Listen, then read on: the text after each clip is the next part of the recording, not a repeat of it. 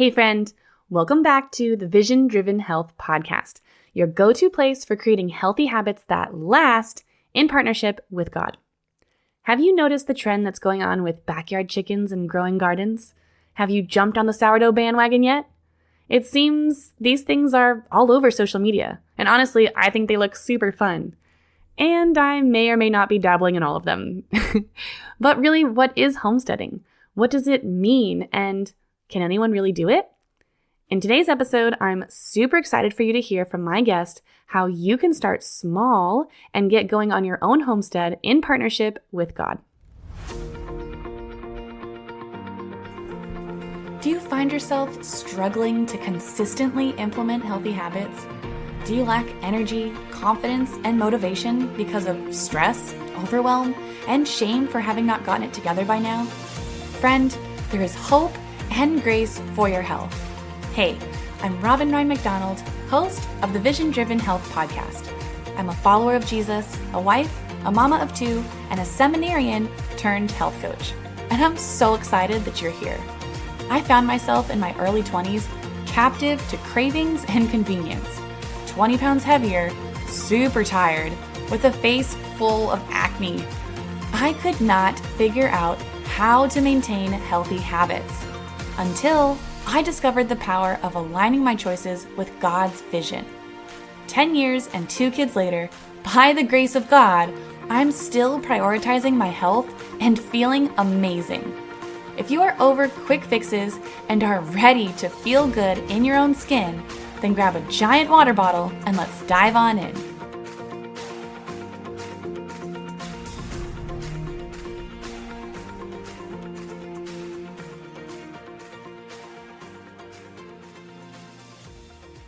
Okay, I hear you. You're feeling way too busy to figure out a meal prep schedule, let alone actually take the time to cook the meal.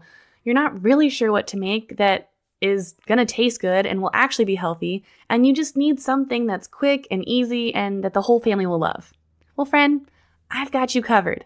My team and I created the 20 and 20 recipe guide just for you. It's 20 recipes that take 20 minutes of effort or less. And if you hate having to scroll for forever to get to the actual recipe and dealing with all of the ads that pop up and then change where you are and you have to scroll back down again, well, you're really gonna like this because we made it so that all of the ingredients and the instructions are pulled for you for easy viewing. You can grab this totally free at visiondrivenhealth.com/resources.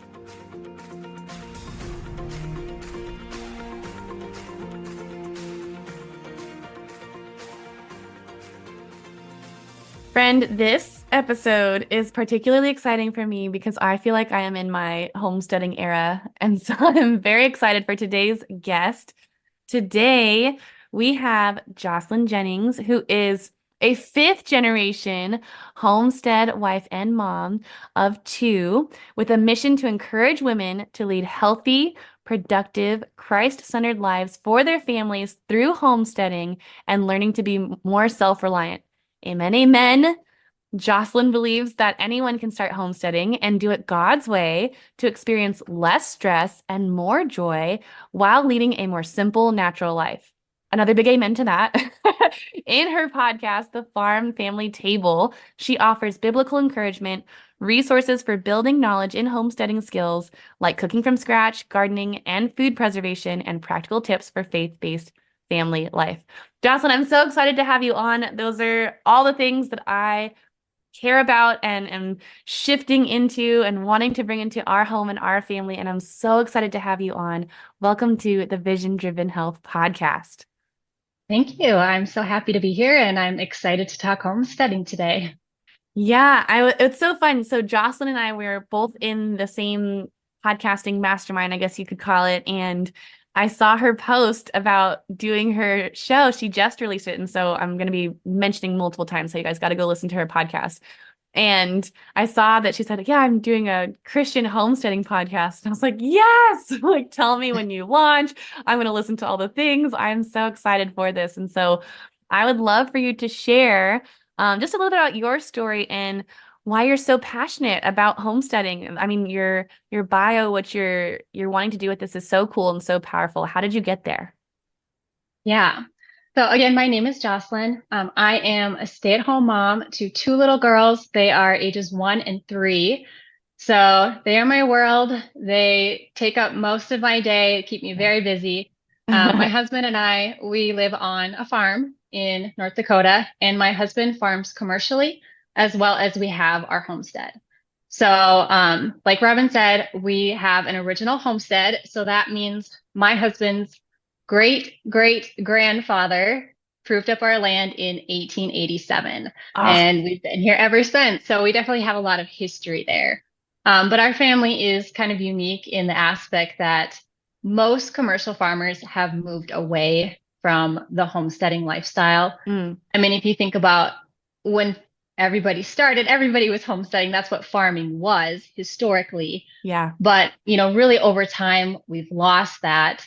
And it's really sad when you think about it that, we have all these farmers that they're connected to agriculture, but, they're so disconnected from producing their own food that they're eating. right. But luckily, my husband's family has really kind of stayed along with that lifestyle and stuck with, continuing to produce their own food and seeing the value in that.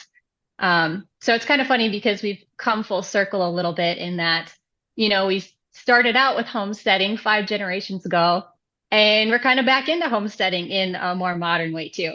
So I guess you could say I kind of married into homesteading in a way. Awesome. Um, but I definitely had the interest and desire before I met my husband. So that was something that was on my heart even before I got married. I guess a little bit of my background. My background is in family consumer science education. That's what I went to school for. That's what I had a career in before I got married and had Okay, kids and became a what does stay-at-home that mom. mean?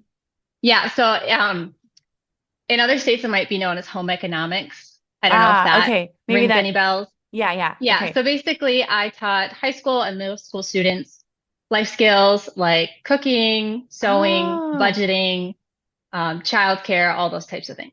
So awesome. I feel like that set me up really well for moving into homesteading. But I think that's kind of where my passion for cooking from scratch started. And that was my absolute favorite part of my job was when I got to teach high school students how to make something from scratch and show them, no, you don't have to make mac and cheese out of a box. You can make it with real cheese and milk, and it tastes amazing and it's so easy. And just watching them build those skills and have that for the rest of their life.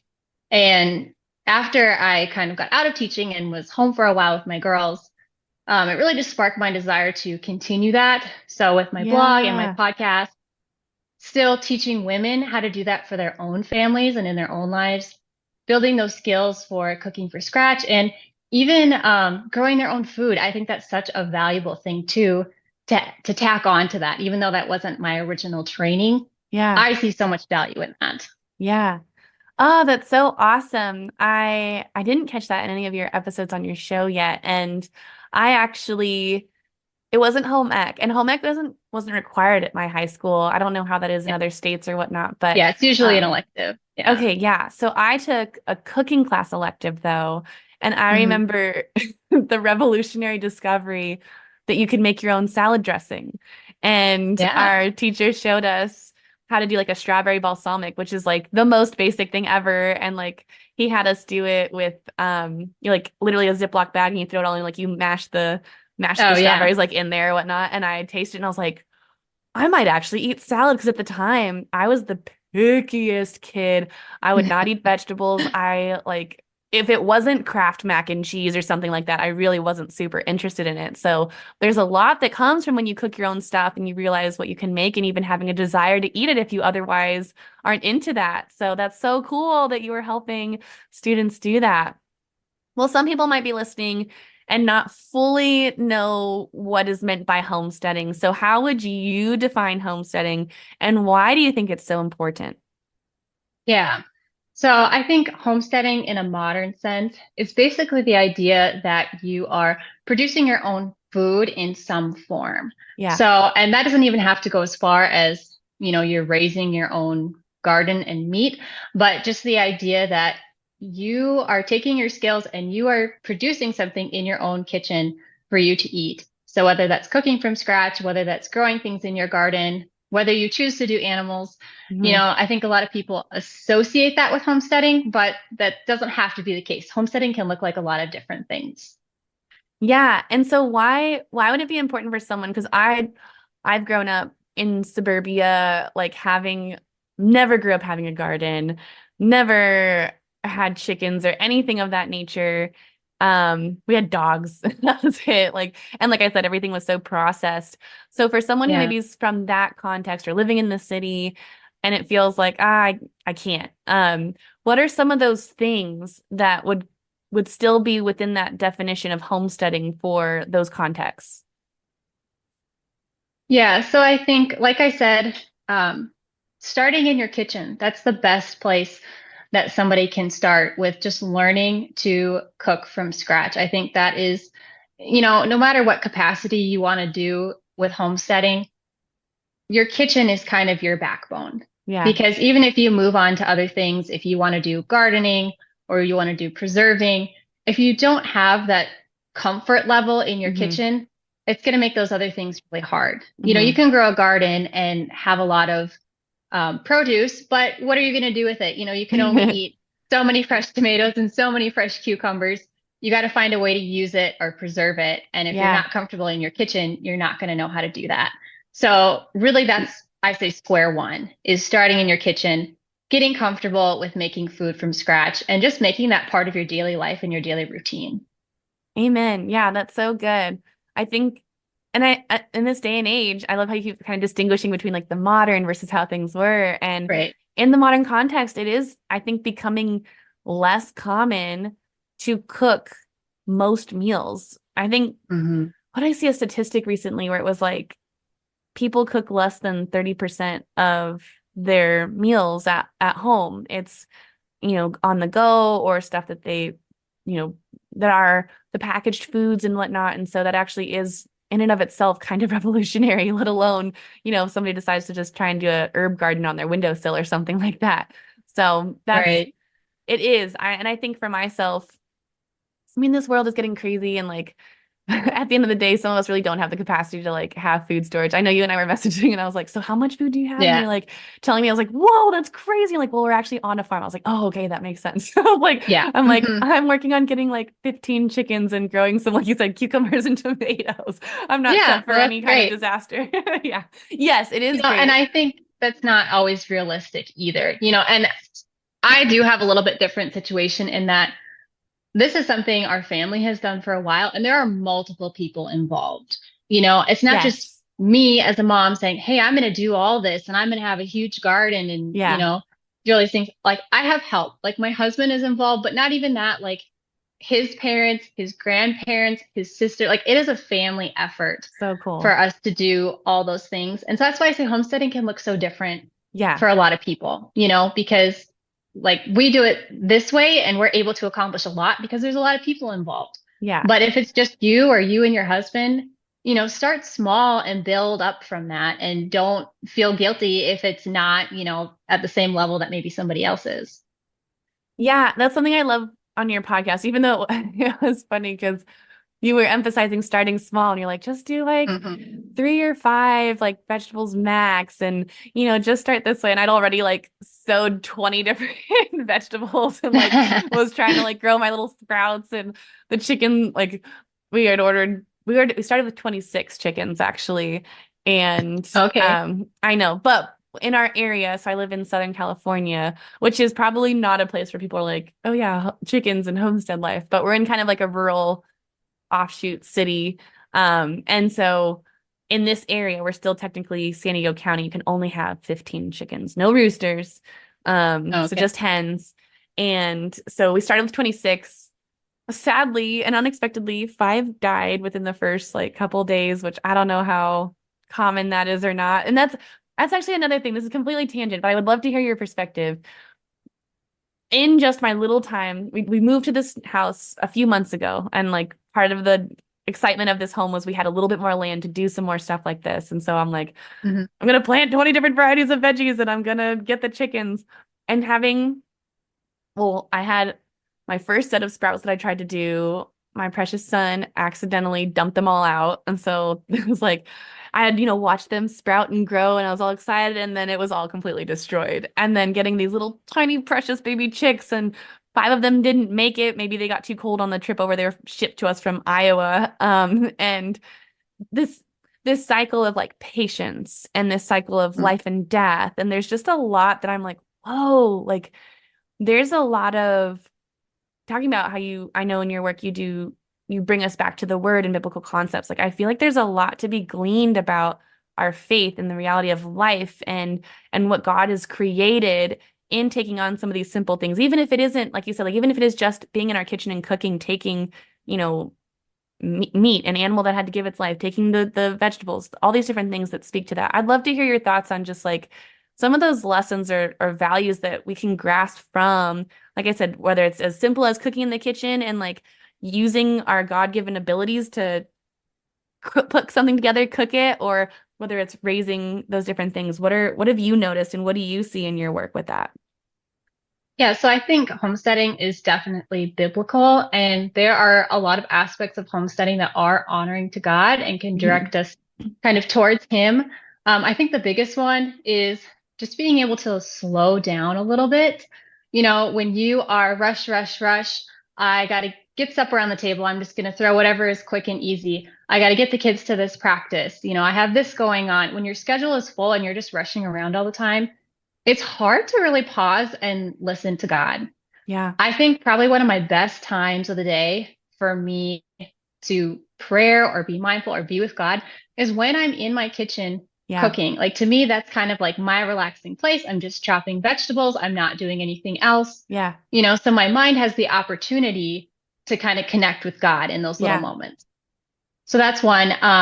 Another one that I really think is admiring creation. And I yes, think like being in the country, like I'm so blessed to see that on a daily basis. yeah, But I think especially like if you don't live in the country or have rural living, sometimes it takes a little bit of intentionality to, like if you have a plant or a garden in your backyard, looking yeah, at God's creation, like, wow, this is amazing. This yeah, started as a tiny little seed, and now it's a plant that I get to pick and eat, and just how God worked everything together. yeah, I mean, it's really just amazing. yeah.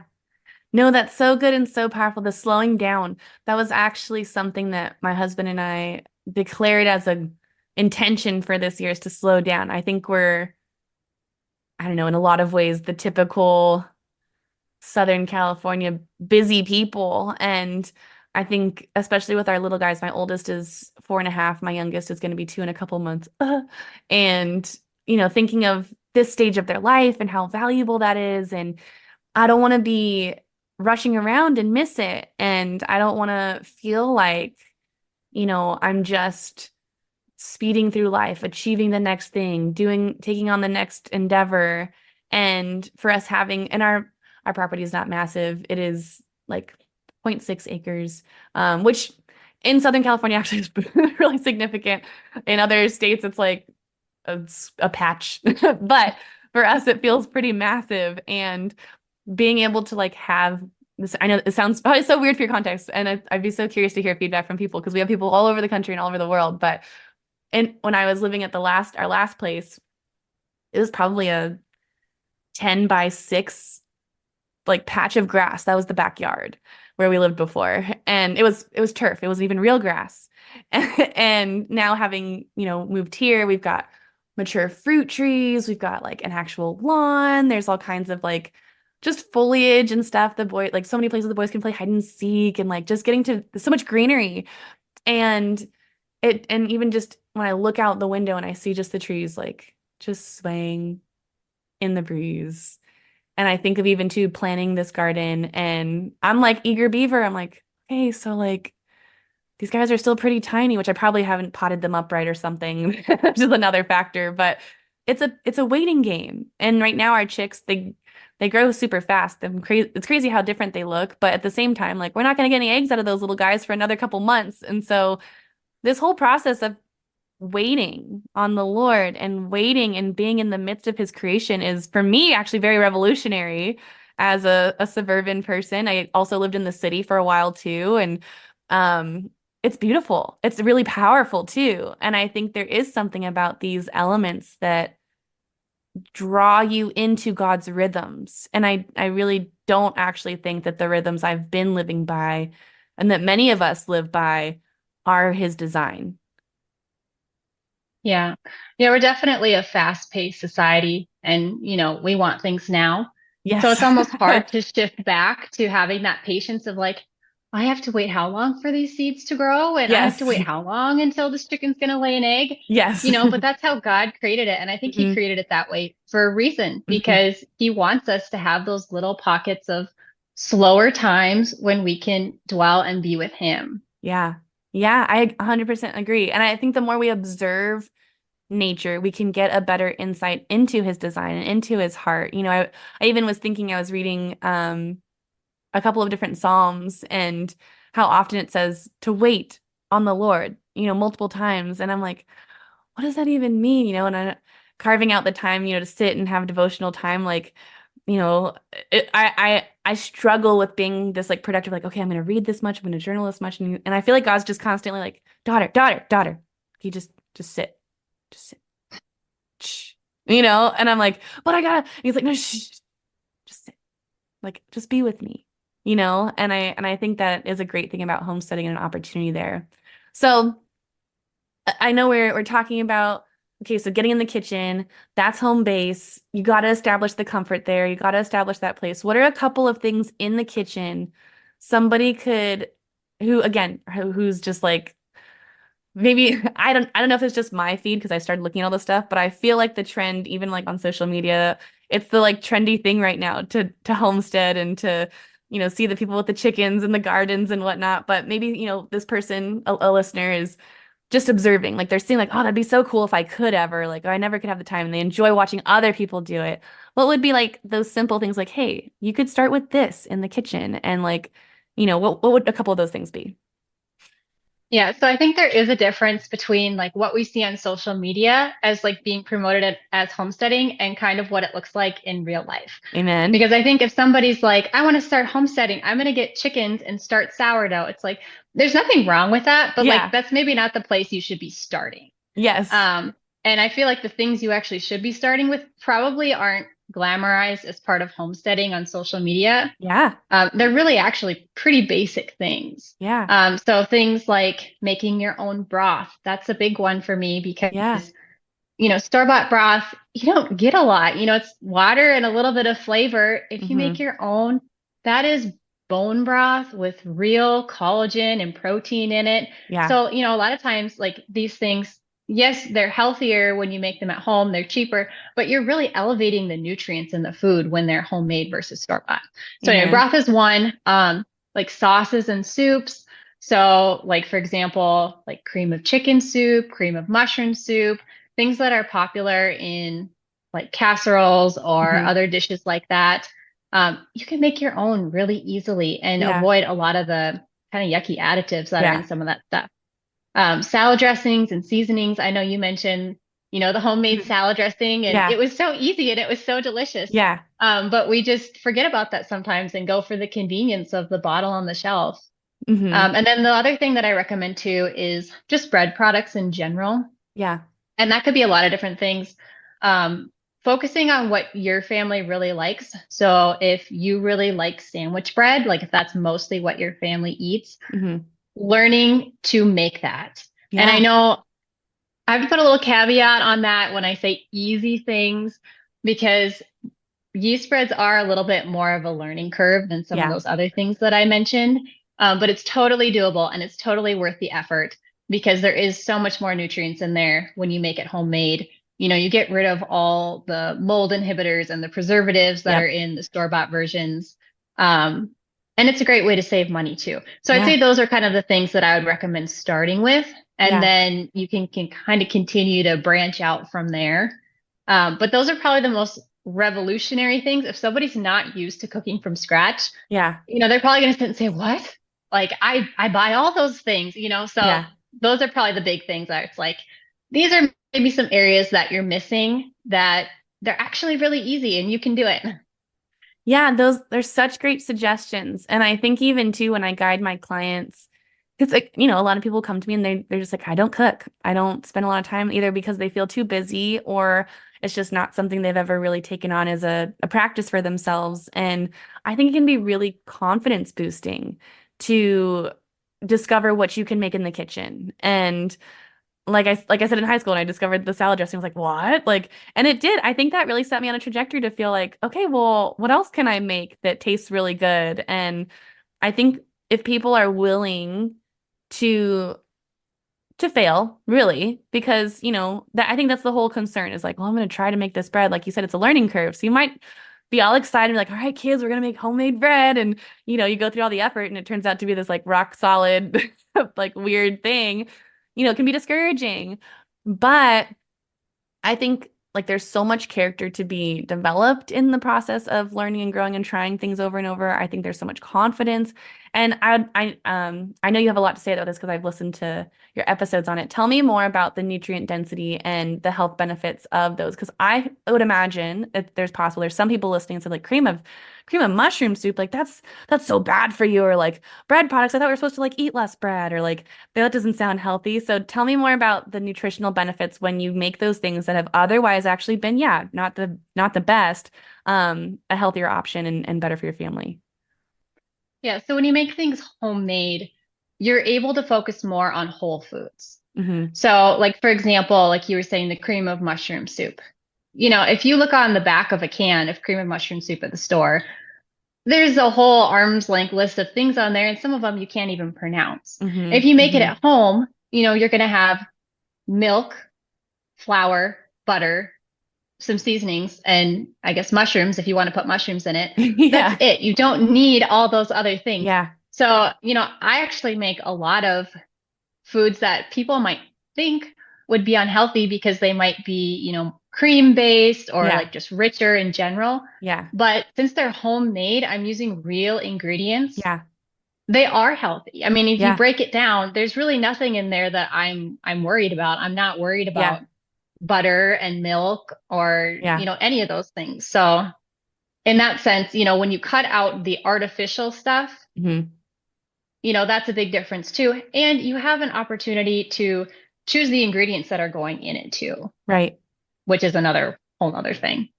Yeah, exactly. And it does make such a big difference. And you think too, I'm thinking about your multiple generations and, our society, that everybody had a farm and a homestead because you had to. Like that's where you got your Hmm. food. And, and people were drinking milk and using lots of butter and doing bread. And again, all these things that have been demonized or considered, XYZ. And they were healthy. They moved a lot. They were physically active. They ate from the land or from their animals and they were well. And now we've demonized a lot of these like more homegrown kind of things. We're super sedentary. We're opting for all of this processed stuff that's supposed to be healthier. Don't even get me started on the vegan meats and stuff. Like it's just, it's horrible. And so I think to take those tiny little steps towards making some things in your own kitchen. I mean, you can make your own mayo, you can make your own ketchup. All those actually are really simple, and you just need like a little blender or whatever, and it's an easy deal. And so, yeah, I think that's fantastic. Jocelyn, I would love to hear, kind of as we're starting to wrap up, if you were to say, all right, if you have no land, you haven't started anywhere, and you wanted to really like, I guess, find some resources from you, what can people get a hold of? Where can they contact you? All of those things. Yeah, so definitely check out the podcast. It's the Farm Family Table. So I put out weekly content and it's all geared towards beginner homesteaders. Hmm. So sometimes I feel like there's a little bit of a divide between people who are knee deep in homesteading and people who haven't started at all. So this is Yeah. really just bridging the gap for beginners. If you are just starting thinking about homesteading and you have not taken a single step, this podcast is for you. I mean, I give a lot of practical application, but I also give a lot of encouragement too. I think that's a big piece of the puzzle because it's so easy to get overwhelmed when you Hmm. start thinking about all the things that you want to do, or maybe even feel like you need to do. And yeah, it can be a lot. It can get overwhelming really quickly. And so I try to add a healthy dose of encouragement and biblical encouragement too. I like Yeah. to tie Christ into it and keep us centered when we're on this journey towards homesteading. So that is definitely an awesome resource. The other resource I would share with you is our website, which is farmfedfamily.com. And you can find free recipes on there. There's gardening tips, and there's some other homesteading resources as well. Awesome. Yeah, I can totally vouch. So I was a part of Jocelyn's podcast launch, which I loved the first few episodes. I try to catch as many as I can, and I feel like you do such a great job. And it's 100% for beginners. I think you do a great job of explaining. It makes so much more sense that you did the teaching and taught those classes because you do a great job of really like showing the process. You are encouraging. I even love what you've thrown into. There was one episode was one of my favorite ones you did. It was one of your it might have been one of your launch ones on how to set your priorities and like where to put your family and all of that. It's just a really good show, guys. So I highly recommend giving it a listen. But thank you so much, Jocelyn, for hopping on, for sharing your passion and your insight and giving your tips. We really, really appreciate it. And friends, check out her show. If you try, oh my gosh, if you try some dressing, try some bread, let us know, shoot us an email if you need some recipes.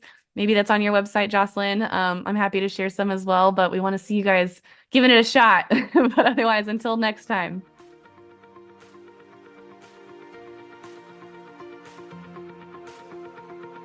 Thank you so much for listening to the Vision Driven Health Podcast today. I hope this episode inspired you, supported you, and blessed you in some way. If it did, it would mean the world if you would leave a 5-star written review on Apple Podcasts and share this episode on your social media. The more reviews and shares this gets, the more people can be blessed and encouraged in creating a Jesus-centered, sustainable, healthy lifestyle. If you want to hang with me and other Jesus-loving ladies who are creating healthy habits that last, be sure to join my free Facebook group, the Made Well Mastermind. Use the link in the show notes to join. Be blessed with hope, joy, and health. I'll see you next week.